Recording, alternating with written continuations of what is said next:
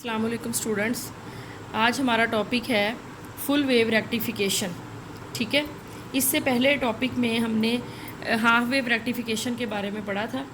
ठीक है, आज हम जो हमारा टॉपिक है इसमें फुल वेव जो है वो रेक्टिफाई होती है। हाफ वेव में थोड़ा सा जो है वो जैसे ये एसी का साइकिल है, एसी वोल्टेज।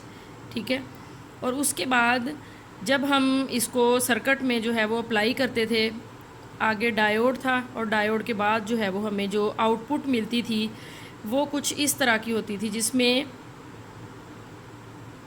ये वाले जो है वो आउटपुट मिलती थी, यहाँ पे हमें आउटपुट नहीं मिलती थी। यानी ये जो फुल वेव है यहाँ से लेके ऐसे यहाँ तक, इसमें से ये जो हाफ पोर्शन है ये रेक्टिफाई होता था, लेकिन ये जो नेगेटिव पोर्शन था ये रेक्टिफाई नहीं होता था। ये दोनों में जो है वो यानी डिफरेंस है कि ये हाफ वेव में ये वाला पोर्शन जो है वो उसकी जगह पे हमें ज़ीरो वोल्टेज मिलती थी, रेक्टिफाई नहीं होता था, बल्कि जो पॉजिटिव था सिर्फ वही हमें जो है वो मिलता था आउटपुट पे।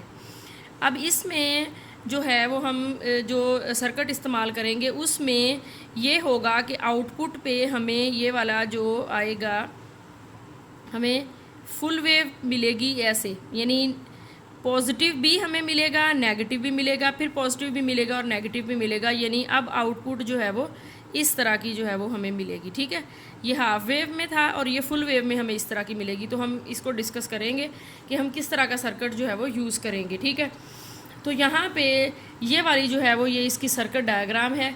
इसकी सर्किट डायग्राम में आपको सबसे पहले जो है वो जो नज़र आ रहा है वो है हमारे पास एसी सोर्स, यानी अल्टरनेटिंग जो हमारे पास वोल्टेज है उसका सोर्स है। यहाँ से हमें एसी जो है वो ये अल्टरनेटिंग वोल्टेज हमें मिलती है। उसके बाद ये वाला जो है ये है सेंटर टेप ट्रांसफार्मर। ठीक है, हाफ वेव में हम सिंपल ट्रांसफार्मर यूज़ करते थे जो कि स्टेप डाउन ट्रांसफार्मर था। ठीक है, तो यहाँ पे जो हम ट्रांसफार्मर यूज़ कर रहे हैं ये सेंटर टेप है। सेंटर टेप का मतलब ये है कि आपको पता है कि ये जो है वो किसी भी ट्रांसफार्मर की प्राइमरी कॉइल होती है और ये ट्रांसफार्मर की सेकेंडरी कॉइल होती है। तो हम जो है वो इसको सेंटर टेप बनाने के लिए जो इसकी सेकेंडरी कॉइल होती है उसके हाफ को हम जो है वो ग्राउंड कर देते हैं, हाफ को। ठीक है, तो इससे यानी क्या फ़र्क पड़ता है कि जो आने वाली जो वोल्टेज है जो हमें नेक्स्ट आउटपुट पे हमें मिलेगी वो दो हिस्सों में जो है वो डिवाइड हो जाती है। एक वोल्टेज V1 जो हमें यहाँ पे मिलती है और एक वोल्टेज V2 जो हमें यहाँ पे मिलेगी। ठीक है, यानी जो रिजल्टेंट हमारे पास वोल्टेज होगी यहाँ पे वो दो हिस्सों में डिवाइड हो जाएगी। दोनों की मैग्नीट्यूड जो है वो आपस में बराबर होगी, लेकिन जो दोनों एक दूसरे के लिहाज से आउट ऑफ जो है वो फेज़ होंगी।